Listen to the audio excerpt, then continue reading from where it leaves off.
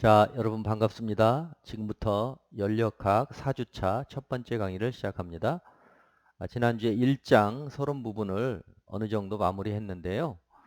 어, 복습 잠깐 하고 1장의 온도 부분 다시 한번 반복하고 또 1장의 연습 문제를 에, 힌트를 주는 선으로 좀 설명하는 것으로 해서 1장을 마무리하고 2장으로 넘어갈게요. 그래서 먼저 지난 시간에 한 내용들을 다시 한번 정리해 보면 연력학이란 무엇인가 이미 이제 말씀드린 거죠. 열과 일의 관계죠.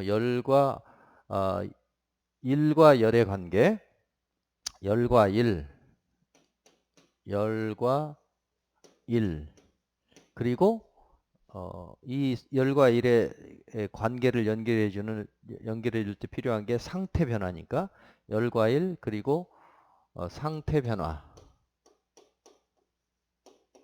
상태량 및 상태 변화. 근데 이제 상태 변화하면 상태량이 전제가 되는 거니까 열과 일 그리고 상태 변화에 관한 학문이다. 관한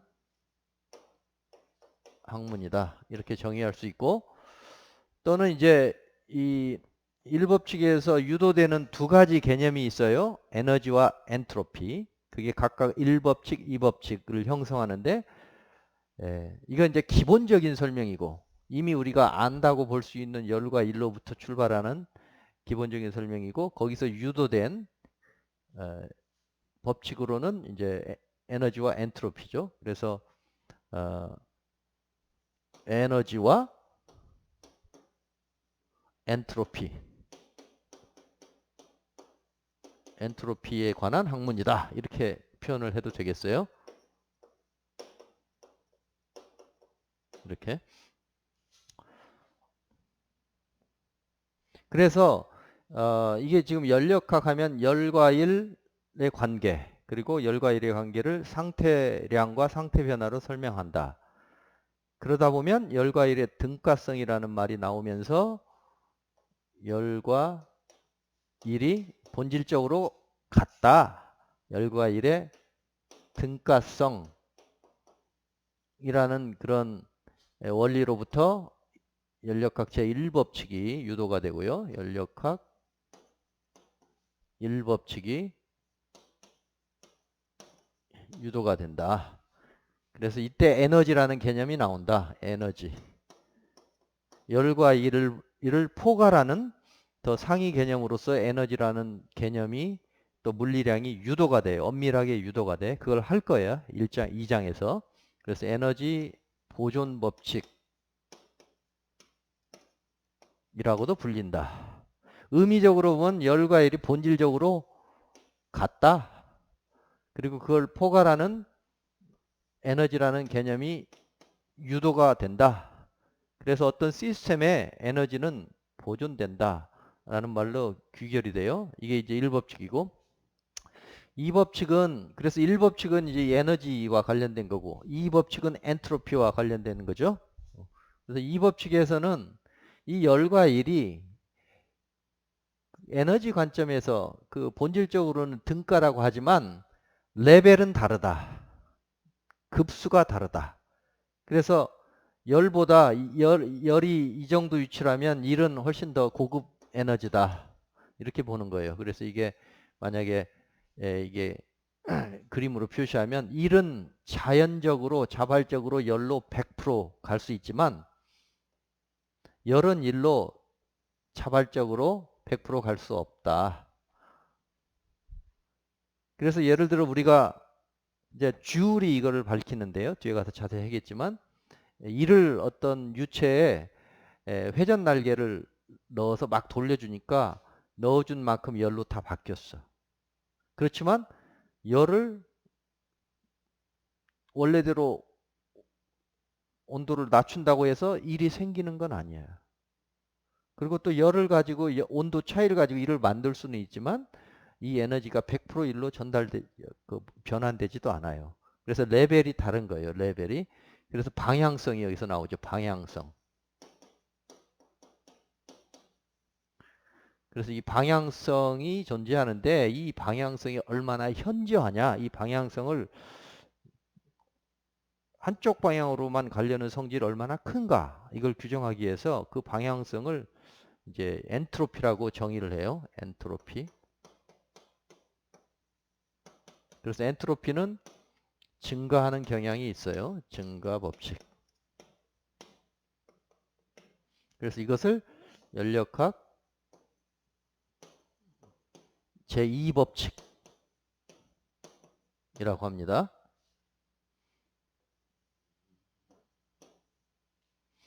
그런데 이제 연력학 법칙은 이거 외에도 3법칙과 0법칙이 또 있어요. 이제 3법칙은 뭐냐면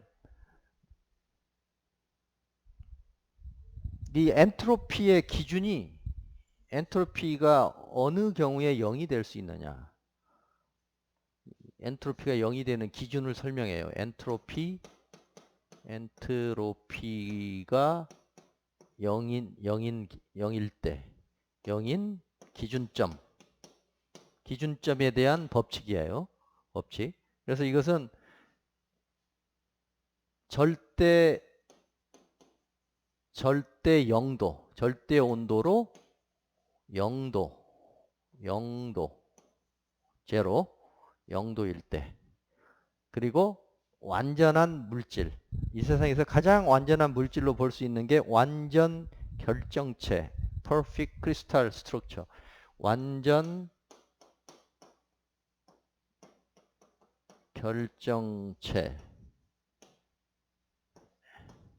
다이아몬드 같은 거죠. perfect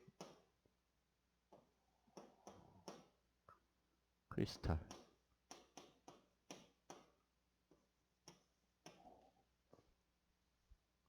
완전 결정체에서 절대 온도 0도일 때 엔트로피는 제로라고 하자.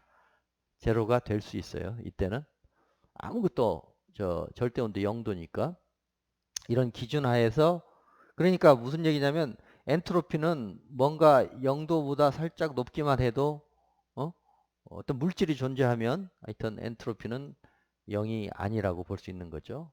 또 하나, 이런 이제 1, 2법칙보다 나중에 나왔지만 논리적으로 훨씬 앞선다고 해서 0법칙이라고 하는데요.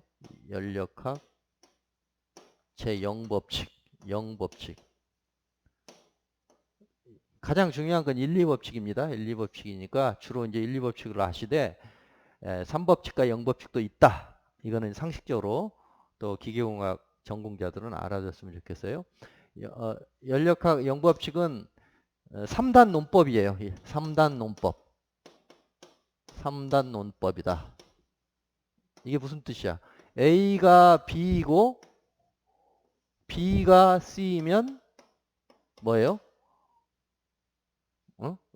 그러면 A는 C죠? A는 C다. 이런 건데 왜 갑자기 3단 논법이 나오느냐? 연력학 0법칙은 온도 측정의 기준이 되는 온도 측정의 기준이 되는 또는 원리가 된다고 볼 수 있어요. 내가 A라는 방에서 온도를 측정했어요. 그랬더니 20도가 되었어. 그래서 그 온도계를 가지고 B라는 방에 가서 또 온도를 재었더니 또 20도가 되었어. 그렇죠? 그러면 A와 B는 같은 온도죠. 그러니까 이게 지금 B가 온도계라고 생각해요. 온도계. A는 A라는 방의 온도라고 생각해요. 방의 온도. C는 C라는 방의 온도. 이렇게 생각하면 온도계를 가지고 A라는 방에 가서 온도를 재었더니 20도씨가 나왔어. 근데 그 온도계를 가지고 C라는 방에 가서 또 쟀더니 20도씨가 되었어. 그러면 뭐예요? 같은 온도계로 같은 온도가 나왔으니까 두 방의 온도는 같다라고 할 수 있죠. 네? 그래서 이건 이런 3단 논법은 옛날부터 나왔던 거기 때문에 예, 논리적으로 훨씬 앞서기 때문에 연력학 0법칙이라고 이름을 붙여요. 그래서 온도 측정의 원리다. 이렇게 이해를 하시면 되겠어요. 그래서 연력학을 이제 아주 전체적으로 다시 한번 요약을 해 드렸고요.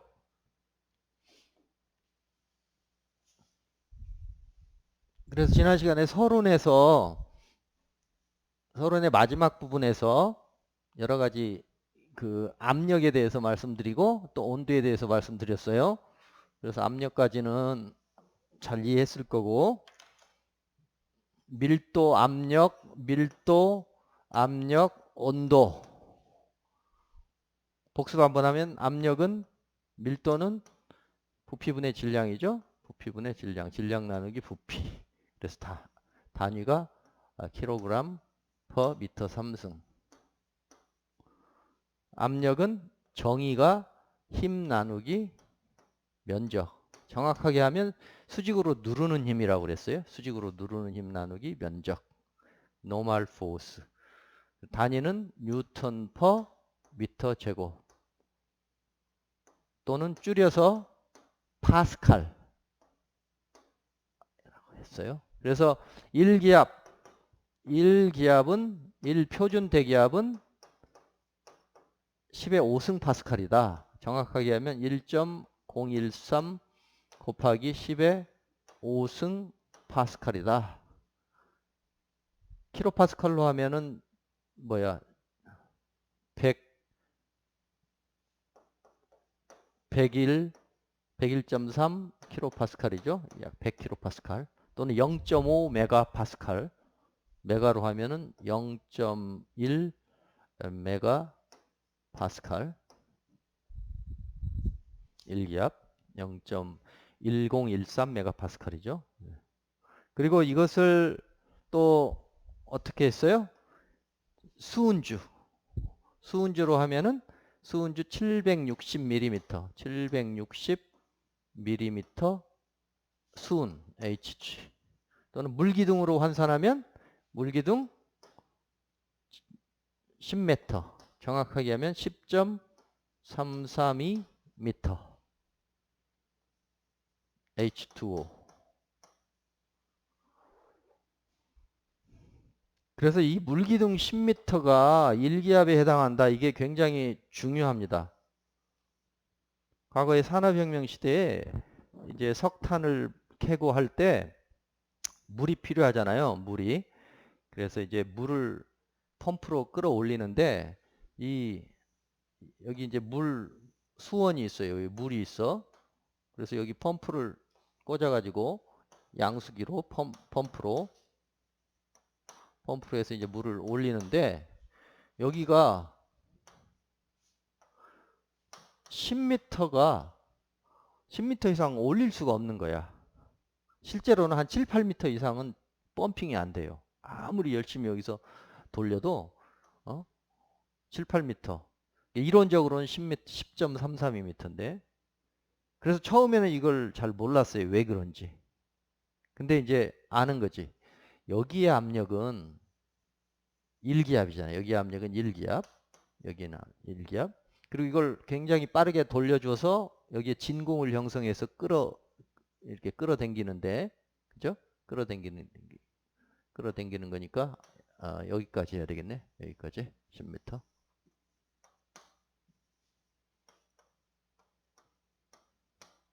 이건 이론 값이고, 실제로는 이 관에 마찰 같은 게 있으니까, 유체역학 배웠죠? 유체가 이렇게 흘러가면서 물이 흘러가면서 여기 벽에 마찰 손실 때문에 뭐 7 내지 8m 이상 이 석션 타입으로 물을 끌어올릴 수가 없다. 배출해야 되는데 왜 그러냐면 여기는 물이 지금 여기 공기면에 있으니까 1기압에 노출되어 있는 상황에서 펌프라고 하는 것은 회전을 이용해서 속도를 늘려주면 이제 나중에 유체과학에서 배웠죠. 속도가 늘어나면 압력은 떨어지죠.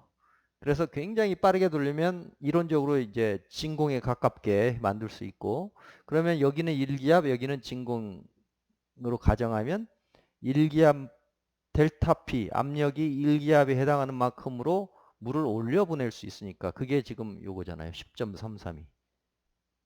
처음에는 이걸 몰라서 이상하게 생각했던 거예요. 이제 나중에 밝혀졌죠. 아, 대기압이 1기압인데 그 1기압은 물기둥 10m 정도에 해당하는 거기 때문에 진공 펌프 형식으로, 진공 펌프가 아니고 진공식, 진공식 그 석션 펌프, 흡입 펌프죠. 흡입 펌프. 석션 펌프 형식으로 물을 끌어올리는 거는 최대 한계가 이론적으로 10m쯤 된다.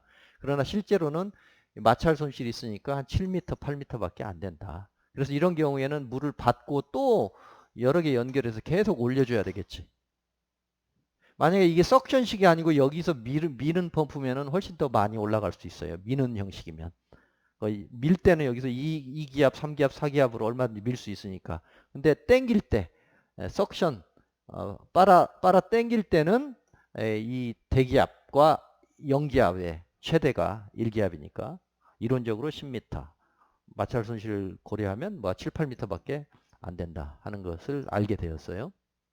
그래서 이걸 꼭 기억을 하세요. 암기를 하세요. 이거는 1기압은 1.013 곱하기 10의 5승 파스칼 또는 101.3 킬로파스칼 또는 0.1013 메가파스칼.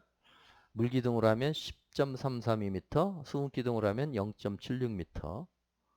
그리고 이제 요거 10의 5승 파스칼을 하도 많이 나오니까 이걸 바라고도 해요.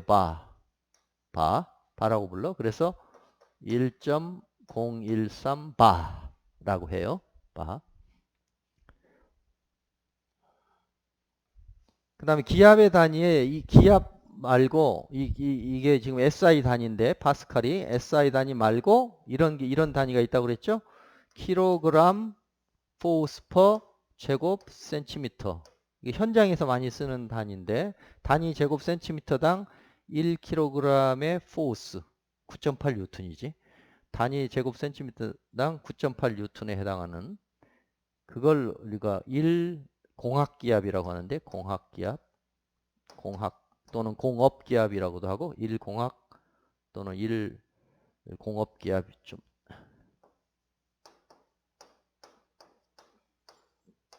1kg 포스 퍼 제곱 센티미터. 이것은 9.8이잖아요. 여기가 9.8이고 이것은 10의 마이너스 4승 미터 제곱이니까 해주면 어떻게 될까? 9.8 곱하기 10의 4승으로 하고 뉴턴으로 나눠주고 미터 제곱이 되니까 9.8 곱하기 10의 4승 파스칼이네. 그래서 달리 표현하면 0.98 곱하기 10의 5승 파스칼. 그래서 비교해보면 1 공업기압은 1기압보다 조금 작죠. 여기는 1.013, 여기는 0.98. 그러니까 이게 다 여기도 760 대신 1.013분의 0.98 해주면 736 밀리미터 수은주가 되고 또 물기둥으로 하면 이때는 딱 10으로 떨어져요. 10 미터 H2O 이렇게. 그래서 이 두 가지 1kg 포스 퍼 제곱 센티미터하고 이 파스칼하고 같이 많이 나온다. 현장에 가면은 압력계 하나 주세요. 그러면은 그 최대 몇 킬로짜리 줄까요? 이렇게 얘기를 해요. 현장에서는 최대 몇 킬로? 압력인데. 그러면 알아들어야 돼요. 최대 몇 킬로그램 포스 퍼 제곱 센티미터짜리인가 보다. 현장에서는 그냥 줄여서 몇 킬로짜리 압력계 이렇게 얘기를 하니까 그때는 이걸 얘기하는 거고 여러분들이 계산할 때 SI 단위로 할 때는 요 파스칼로 고칠 수 있어야 돼요. 요 B. 그래서 비교해 보면 1표준 기압은 그냥 1기압이라고 할게요. 기압이라는 건 계속 변하잖아. 그러니까 제가 말하는 것은 다 1표준기압. 가장 날씨가 좋을 때 표준기압 1ATM이라고 쓰면 1ATM은 1.013 곱하기 10의 5승 파스칼이니까 1.013 바 이렇게 쓸 수 있고 그 다음에 1kg 포스 퍼 제곱 센티미터 1 공업기압은 0.98 바. 그래서 비교해보면 1기압과 1바와 1kg 포스 퍼 제곱 센티미터는 이런 차이가 있어요. 이렇게 이런 크기가 되죠. 1바는 지금 10의 5승 파스칼이라고 했으니까 이것은 1.013바고 1.013바고 이건 1바, 이건 0.98바. 그래서 1기압은 1바보다 1.3% 크고 1kg 포스퍼 제곱센티미터는 1바보다 2% 작다. 그래서 이거 알아두시면 아주 편리합니다. 아시겠죠? 그래서 압력에 대해서 다시 한번 복습을 했고,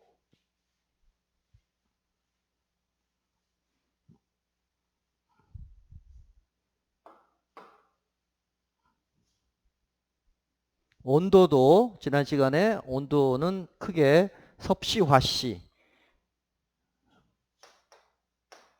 섭씨와 화씨가 있고, 이 섭씨에 대응하는 절대 온도로 켈빈 절대 온도가 있고, 화씨에 대응하는 절대 온도로 랭킨이 있다. 켈빈은 K라고 쓰고, K는 이 섭씨를 도 C라고 하죠. 여기도 도 F. 그래서 켈빈은 섭씨 더하기 273.15 이렇게 하면 섭씨가 되죠. 0도시면은 켈빈으로 절대 온도로 273.15 켈빈이 되는 거고, 그 다음에 화씨는 랭킨 R이라고 하면 화씨에 대한 절대 온도, 여기는 절대 온도,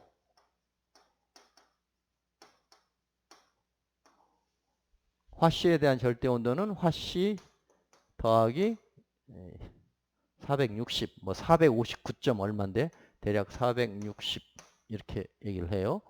그래서 섭씨는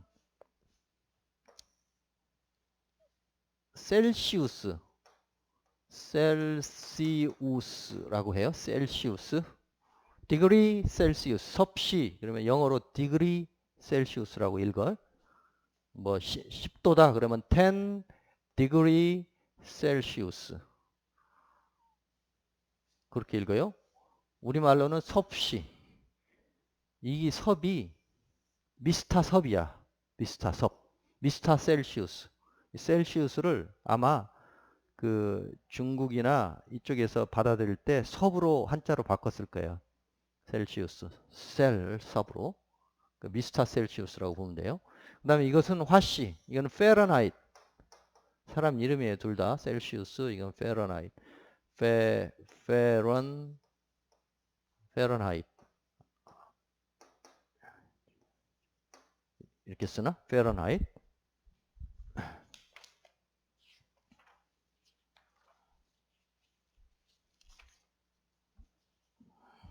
이거 한번 찾아봐요. 페런하이트. 단어는 내가 찾아봐. 페런하이트, 화씨. 이것도 미스터 페런하이트. 그래서 화씨. 이렇게 돼요. 그래서 섭씨와 화씨는 어떻게 그 눈금을 매겠어요? 물의 어는 점과 물의 끓는